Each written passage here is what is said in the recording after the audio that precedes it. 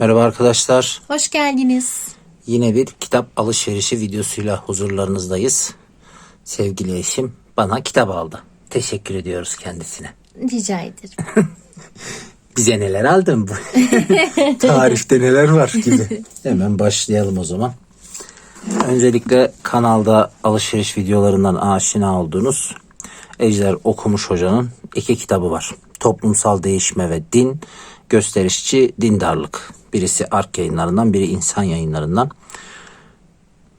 Özellikle daha önce de söylemiştim, Ejder Hoca'nın son kitaplarını biraz daha nasıl söyleyeyim, hani akademik bilgi verme gayretinden ziyade deneme tarzındaydı son kitapları, ama bunlar daha önce yazdığı kitaplar. Özellikle kaynakçaları ve referans vermeleri, sosyolojik olarak incelediği alanı, literatürünü özetleyerek bilgi vermesini ben beğeniyorum. Türkçesini de beğeniyorum. Görüşlerine çoğu zaman katılmasam da özgün görüşlerine genel olarak ilim adamlığı tarafını beğendim. Okudukça beğendim açıkçası. Sonracıma kanalımızda yeni bir yazara başlıyoruz arkadaşlar beraber. Giorgio Gospodinov. Sen ne güzel söylüyorsun hemen. Giorgio Gospodinov. Bulgar bir yazar arkadaşlar. Uzun zamandır Balkan kökenli romanlar, Balkan kökenli yazarlar okumuyordum. Hatta diğer kitaplarını da şuradan hemen göstereyim. Aslında bütün kitaplarını aldık değil mi aşkım? Evet. Şöyle hepsini seçip göstereyim birden. Ben özellikle bu kitabı için almıştım. Şöyle hepsini gösterebilecek miyim bilmiyorum. Zaten herkes görmüştür artık. Bu Bahçıvan ve Ölüm hala bestsellerlarda, çok satanlarda. Ben o tarz kitapları normalde sevmem. Burada açıklayamayacağım bir vesileyle bu kitabı okudum. Bu kitabı önce almıştım. Geçen hafta almıştım. Hemen bir nefeste okudum. İçime bu kadar dokunan çok son zamanlarda roman açıkçası okumamıştım. Hani özellikle babası, buradaki bahçıvan babası ölüm, babasının ölümü. Hani arkasında da yazıyor muydu? Burada yazmamış ama ne diyorlardı? Anı roman türünde bir eser. Ben çok beğendim ya. Şimdi ne desem spoiler olacak. O yüzden demek istemiyorum ama hani normalde alıp okumanızı çok tavsiye ederim. Ben bunu aldıktan sonra yazarın Türkçe'ye çevrilmiş diğer 4 kitabını da hemen sevgili eşim, madem beğendin alayım o zaman dedi. Ya dedim gerek yok. Yok alacağım dedi ya dedi falan. Sağ olsun. Oradan Giorgio Gospodinov'dan Bahçıvan ve Ölüm, Yokluğun Haritaları, seçme şiirleri. Bu da çok güzel bir şiir kitabı olduğunu düşünüyorum. Çünkü bu kitapta okuduğum betimlemeleri, akıcı kelime seçimini, duyguya dokunmasını zaten roman şiir gibi akıyordu. Beğendiğim hani şiirlerinin de çok güzel olacağını düşünüyorum. Bu kadar güzel tasvirleri, betimlemeleri, duygu dünyasını analiz etmeleri olan bir insanın şiirleri de çok güzeldir diyerek şiirlerini okumak istiyordum. Ama eşim dedi ki hayır hepsini alacağım dedi. O yüzden ilk defa bir yazarı böyle topluca başlayıp bitireceğiz inşallah. Şu romanlar üçlü bir setti. Evet, şu üçü. Bir de orada hediyesi var, istersen. Hediyeyi de gösterelim. Biz bunları söyledik. Bir de böyle Metis bize sağ olsun defter göndermiş. Buna tekrardan yazmaya, bir şeyler karalamaya başlamak istiyordum tekrar. Akademik değil. Gerçekten deneme, şiir, Gerçekten öykü gibi bir şeyler yazmaya bana tekrar heves. De biraz. Evet, eşim hanımefendi çok güzel tekrar günlük mü oluyordu aşkım o? Benim tarzım. Günlük deneme gibi çok güzeldi. Günlük deneme. Zihnim öyle rahatlıyor. Zihnim bu ara çok meşgul arkadaşlar. Uykudan böyle ben çok yorgunum diye ağlayarak uyanıyorum ve geri uyuyamıyorum. Hem ağır spor yapmanın bedensel acısı, hem de gün içinde sürekli bir şeyler yapmanın, düşünmenin, planlamanın, koşturmanın ve çalışmanın getirdiği zihinsel yoğunluk neticesinde yazarak rahatlayabildiğim için böyle bir yazdıklarını okuyup da ben de çok beğendiğim için tekrar ben de mi yazayım diye düşündüm ve bak, defter bu geldi vesileyle defter geldi. Küçük küçük notlarla başlayacağım galiba tekrar yazmaya. Giorgio Gospodinov. Bence şunları okumadım. Şunu aldım, hemen bitirdim. Tavsiye ediyorum ya. Bence bunlar da güzeldir. Okuyunca daha detaylı size de bilgi vermek isterim. Bir yazara birlikte başladık ve tek seferde alışverişini bitirdik. Bundan sonra çıkan olursa zaten eksiksiz tamamlarız. Ne istersen defter.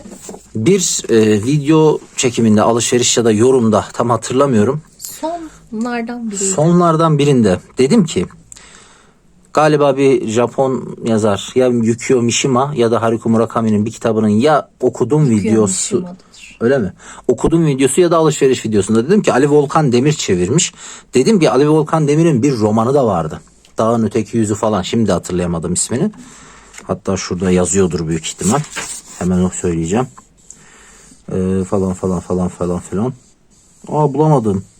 Nasıl? Aha, Dağın Rüyası.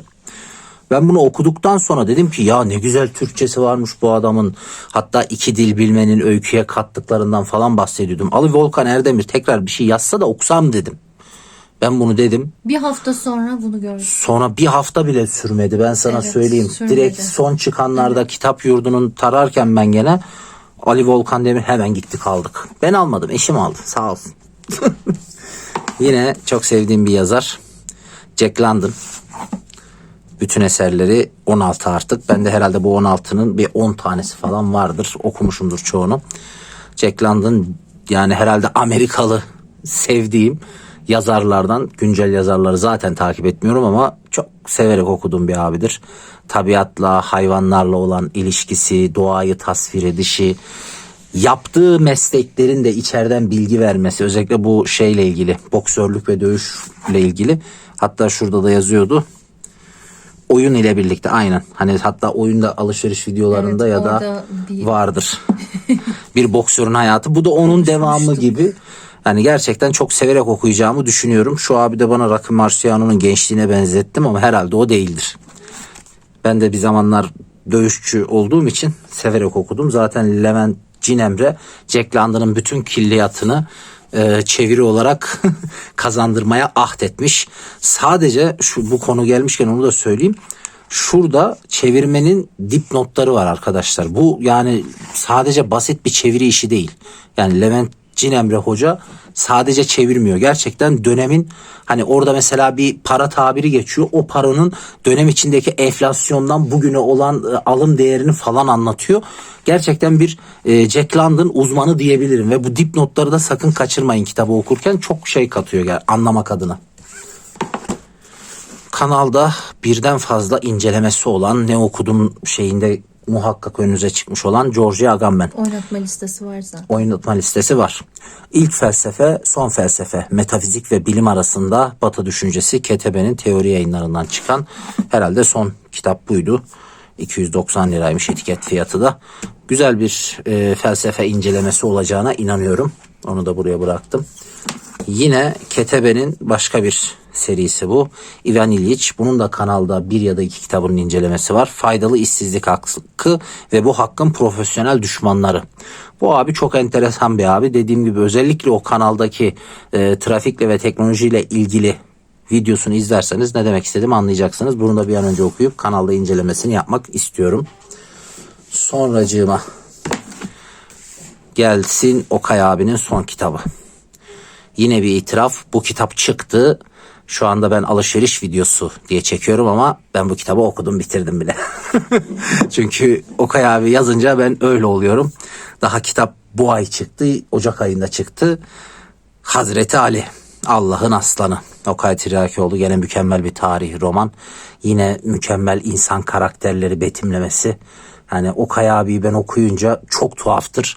Hani o hepimizin sevdiği klasikler var ya, insan ruhunun en ince ayrıntısına kadar didik didik eden, insanı siyah beyaz gibi değil de gri yanlarıyla da, cesaretiyle ama cesaretin içinde korkaklığıyla, sefilliğiyle ama o sefillikten doğan asaletle, hani böyle insanları salt siyah beyaz değil de o girift kavram karmaşık yapısıyla inceleyen Rus yazarları vardır ya, Dostoyevskiler, Tolstoylar.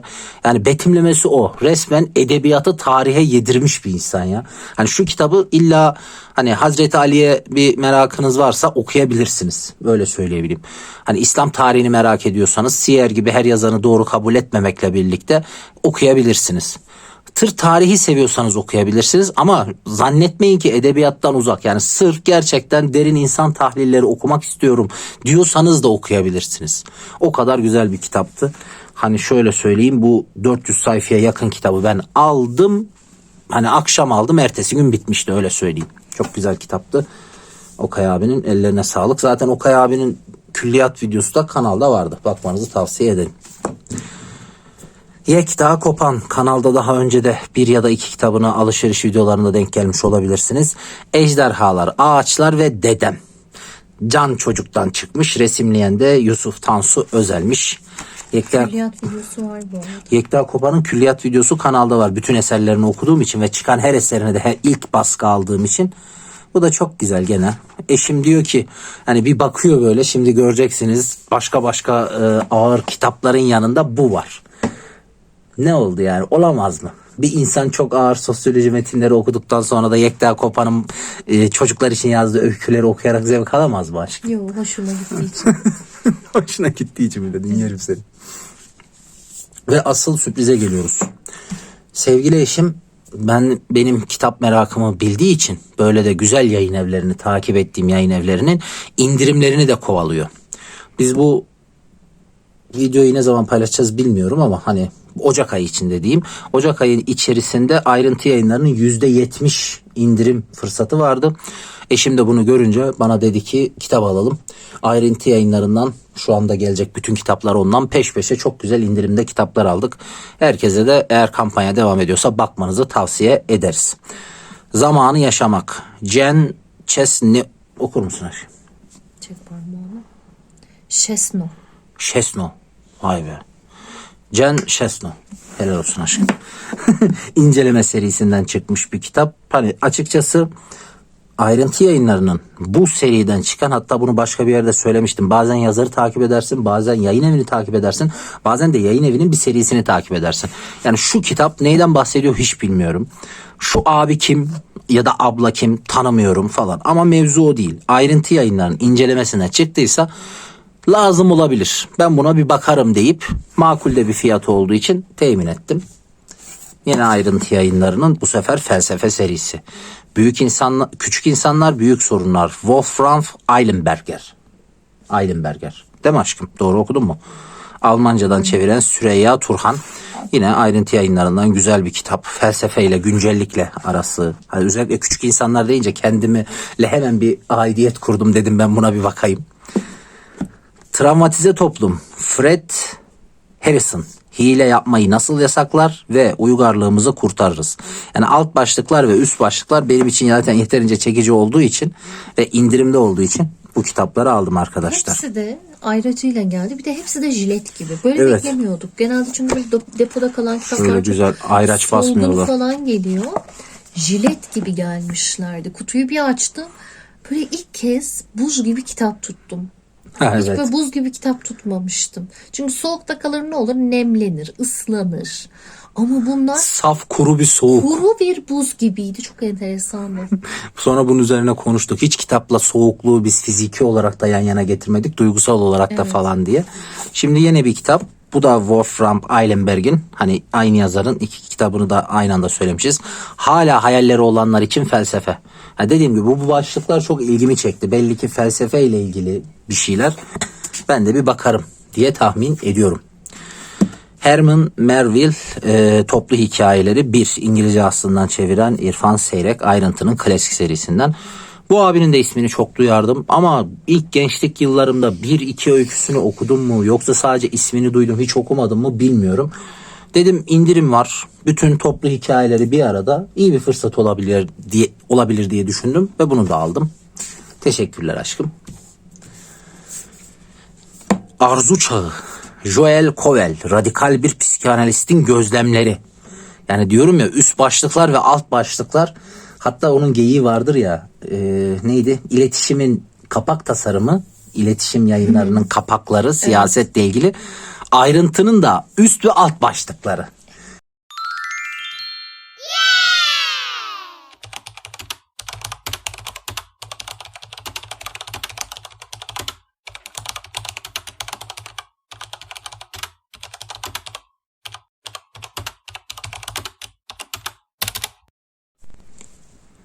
Yine bir hiç tanımadığım yazar ama gene üst başlığı çok çekici.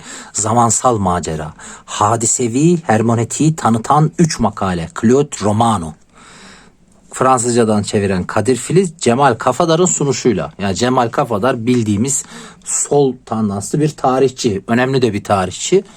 Hani onun da bir sunuş yapmış. Üst başlık, alt başlık, hermeneutik falan derken dediğim gibi bakacağım. Güzel olduğunu, iyi bir şeyler öğrenebileceğimi düşünüyorum. William E. Connolly. İngilizceden çeviren Aydın Çavdar. Hayatın Kırılganlığı. Yine çok böyle güzel, hacimli bir eser. Yani bu kitapların şu an yeni baskısı ya da etiket fiyatıyla almaya çalışırsanız gerçekten pahalı. Böyle fırsatları bulunca hani bu seriden ne bulsam alırım diyorsunuz arkadaşlar. Normalde ben özellikle bazen arkadaşlar yorumda ya da mail atarak şeyi soruyor, işte kitapları nasıl seçiyorsunuz falan filan diye. Ben aslında kitap seçme konusunda daha seçici, titizimdir. Hani çalıştığım alana göre, keyfime göre, yazarına göre ya da konuya göre çapraz okumalarımı belirlerim. Ama bazen böyle cesur da olmak lazım değil mi aşkım? Hadi bir çılgınlık yapıp hadi şöyle bir karışık, hiç adını duymadığımız yazarlardan ama gene belli bir metot içinde, tabii serisine güveneceksin, yayın evine güveneceksin. Öyle bir alışveriş oldu. Halkın Özgürlüğü, John Donne. Demokrasinin Hikayesi. Hani ben mesela bunu muhakkak bir yerde kullanırım gibi geliyor. Bir çalışmada. İngilizceden çeviren Akın Emre Pilgir. Yani normalde ilk basıldığında kitap 18 lira diye basılmış aşkım. Hani kaç basımı merak ettim bunu. Öyle arkalarındaki fiyatlar hep öyle. Birinci basımı 2017'ymiş mesela. 2017'deki ilk baskı. Bu büyük ihtimal depoda kaldı. O yüzden indirimde şu anda alıyoruz. İşte yaklaşık 20 kitaba 1400-1500 lira falan verdik. Şu anda 5-6 kitaba o parayı veriyoruz Yani biz. evet, eğer hani aylar sonra izleyip böyle siteye gidip korkunç fiyatlar görürseniz bize sövmeyin. Bize sövmeyin. Bizlik bir durum Biz yok. indirimde aldık. Biz indirimde O aldık. yüzden fazla aldık zaten. Yine böyle çok çekici bir üst başlık aşkım bak. Pasif direniş. Şu da Gandhi'ye benziyor. Herhalde Gandhi'nin o heykelini çok andırdı bana. İtalyancadan çeviren Emrullah Ataseven. Domenico Lasurdo. Mitin ötesinde bir tarih. Yine hacimli bir eser arkadaşlar. Hani ayrıntının kesimi küçük format ama satır aralarının darlığı ve sayfa sayısının hacminden gerçekten yoğun kitaplar arkadaşlar bunlar. 300 sayfayı okumak bu ayrıntının bu formatında kolay değil. Yine başka bir kitap, Küreselleşmenin Çöküşü. Dünyanın Yeniden Keşfi. İngilizceden çeviren Erdem İlgi Akter. Ayrıntı yayınlarının inceleme serisinden John Ralston Saul. Bu da yine hacimli bir eser. Güzel ayracı var. 400 sayfa falan. Bunu da severek okuyacağımı düşünüyorum. Yani bu kitapların gerçekten özellikle incelemesi olur kanaatindeyim. Friedrich Schlegel. Eleştirel fragmanlar, felsefi aforizmalar. Bakalım Schlegel neler söylemiş. Sonracıma Ayrıntılın Skola serisinden bir kitap arkadaşlar. Dinamik ahlak, sezgisel akılcılık temelinde fenomenolojik bir yorum. Tahir M. Ceylan. Yani çok böyle havalı isimler. İnsan bazen dediğim gibi çılgınlık yapıp seçmeli. Sonracıma Angus Deaton. Büyük Firar, Sağlık, Varlık ve Eşitsizliğin Kökenleri. İngilizceden çeviren Aysun Babacan. Ayrıntı yayınlarından Ağır Kitaplar serisinden. Bu ağır kitaplar da gerçekten ağır kitaplar. Buradan birkaç kitabım var benim. Hani gerçekten ağır kitaplar yani. Seri ismini hak ediyor. Kitaplar bu kadar arkadaşlar. Öyle çok uzun uzun yazarları ya da kitapları tanıtamadığımı biliyorum ama dediğim gibi bu biraz daha kör alışverişi gibiydi. Hani biraz daha böyle sezgisel bir alışverişti. Ama içlerinden gerçekten verdiğimiz paraya değen, hani bu çılgınlığı yapmamıza değen muhakkak kitaplar çıkacaktır. Buna inanıyorum. Aşkım orayı da bir yardımcı olursan teşekkür ediyorum. Şöyle. Yine her zamanki gibi nispetimi yapayım mı? Ay yapma nazardan sonra çarpıyor şey oluyor. Kitaplarım var. Ama gerçekten indirimi denk getirip güzel hacimli eserler almışız aşkım. Evet. Normalden çok para verecektik. Ama bu aralar sanki şu Gospodinova bir ağırlık verip peş peşe romanları bitireceğim gibi geliyor. Durum bu. Hani siz ne diyorsunuz sayın yönetmenim? Ben de varım. Evet o da var evet. Bir de o duyuruyu yapalım mı aşkım? kanalın katıl Yap. butonu ile ilgili. Arkadaşlar normalde kanalın katıl butonu hakkı ettikten sonra biz öylesine hani çok katılın olur diye düşüncesiyle değil ama biraz da kendimizi motive etmek adına bir kütüphaneye katkı kısmı koymuştuk. Şimdi orayı daha ciddiye alan başka bir sekme ekledik. Neydi sayın yönetmenim bölümümüzün ismi, yeni katıl sekmemizin ismi? Derin Okuma Kulübü. Derin Okuma Kulübü. İlk videolarını da yükledik. Normal 10 adet video var. 3 kitap 10 video. 3 kitap 10 video var. Oradaki amaç da şu, özellikle buradaki gibi gördüğünüz ağır kitapları, incelemesinin uzun olduğu kitaplar. Normalde kanalın formatı ben başlarım ve tek nefeste anlatırım. Kanal videosu bazıları 2-3 saati bulur, 1 saati bulur. Ama orada alıntıları daha fazla tefsir ederek, hani daha fazla böyle açıklayarak, örneklendirilerek, şerh düşerek, böyle daha fazla referans vererek, başka kitaplarla bağlantılandırarak, en azından bildiğim kadarıyla orada belki anlaşılmadığını düşündüğüm kelimeleri, terimleri açıklayarak gitmeyi düşündüğüm kitapları inceliyorum. İlk kitaplarımız Zygmunt Bauman'ın Akışkan Kötülük, Richard Sennett'in Yeni Kapitalizm Kültürü ve Pierre Bourdieu'nun Sosyolojik Düşünümsellik isimli Sosyolojiyi Düşünmek, düşünümsellik üzerine bir şey gibi bir şeydi, dersti yanlış hatırlamıyorsam. Onları böyle mümkünse yarım saat 45 dakika arasında videolar halinde bölüme ayırarak çektik videoları, kitapları öyle inceledik. Orada daha çok gerçekten ağır kitapları inceleyeceğiz. Hatta benim şu an için planım, yani irticalen söylüyorum, daha eşimin de haberi yok, bugün düşünmüştüm çünkü. Özellikle mesela herkesin bildiği ama üzerine gitmediği Thomas Hobbes'un Leviathan'ı. Senin düşünüp de benim içimde doğmayan bir şey olamaz artık. Tabii. Thomas Hobbes'un Leviathan'ı. Mesela herkes Leviathan'ı bilir. İnsan insanın kurdudur bilir ama o 400 sayfalık kitabı satır satır. Hani ben okudum birkaç defa ama çoğu bilmez. İşte orada mesela bölümlere ayırarak bütün kitabı alıntı yapmaya değer gördüğüm her yere alıntılandırarak, açıklayarak gideceğim. Sonracıma Aristoteles'in Politikası mesela, devlet kitabı. Herkes bunu bilir. Platon'un devleti değil, Aristoteles'in politika kitabını. Yani insan düşünen bir hayvandır. İnsan politik bir hayvandır. Herkes referans verir ama o kitabı incelemek o olacak mesela. Ona başlayacağım. Erich Fromm'un birkaç kitabı, özellikle sağlıklı toplumla şu an için incelemelerini yapıyorum. O olacak. İbni Haldun'un mukaddimesi olacak. Yani yerli yabancı gerçekten böyle ağır kitaplar olacak. Ve ne olacak? Bizzat o katıl butonunda olup alışveriş videolarından, hani ben şu kitabın incelemesini istiyorum alırsanız diye talepler, yorumlar, hani Derin Okuma Kulübü'ne üye olup kitaplara belki o arkadaşların seçtiği kitaplar olacak. Yani bu şekilde hayırlı uğurlu olsun. Durum bu. Şeyi söyleyeyim mi? Söyle aşkım. Bu Apple Store meselesini. Biz Evet. yeni öğrendik. Evet, Şimdi söyle biz ikimiz de Android kullanıcıyız. Siz hayatımızda böyle hani o diğer markayı kullanmadık. Ama kullanan arkadaşlarımız söyledi. Orada hani işte bu iPhone vesaire kullananlarda, reklam değildir, daha yüksek görünüyormuş arkadaşlar katıl fiyatları. Hayır, o şekilde değil. Şu an kütüphaneye katkı 25 TL. Derin Okuma Kulübü de 125 TL. Onun da bir triği varmış. Tarayıcıdan üye olduğunuzda o bizim biçtiğimiz hani ücreti kesiyormuş. Bilginiz olsun. Yani eğer hani iPhone kullanıyorsanız, dediğim gibi, ya da işte Apple Store vesaire, sizde yüksek görünüyor. Hayır, biz o fiyatları koymadık. Bizim yani suçumuz yok yani. Evet. Biz çok yani makul şeyler koyduk. Zaten özellikle Derin Okuma Kulübü, yani şu an bir ince kitabı artık hani o ücreti zaten alamıyorsunuz. Tabii canım. Gibi bir durum var. Yani gerçekten orada çok düşük incelediğim tuttum. kitapların her biri zaten o Derin Okuma Kulübü'nün bir aylık fiyatının en az 2-3 katı oluyor. Evet, hani o yüzden ben bilerek çok düşük tutmaya çalıştım. Bilginiz olsun eğer hani Apple ama eğer Store Derin Okuma kullanıyorsanız. Kulübü'ne katılır ve o kitapları, videoları izlerseniz, hani şeyi söyleyebilir miyim aşkım? Sen dinledin. Kitabı okumuş kadar olurlar mı? Kitabı okumuş, üzerine anlamış olurlar. Çünkü Değil kitabı mi? şimdi okumak var. Ben tarihçiyim, daha hani dar bir alandan geliyorum. Çok hani sosyoloji okuması yapan bir insan değilim. Ya da çok psikoloji okuması yapan bir insan değilim. Ben kendi başıma şahsen alsam anlamazdım. Okuyup geçerdim. Muhtemelen bu ne falan derdim. Ama seni hani dinleyince anlıyorum. Tamam. O yüzden yani sadece okumuş olmazsınız. Okumuş, anlamış, üzerine düşünmüş, üzerine bir örnek sahibi olmuş olursunuz.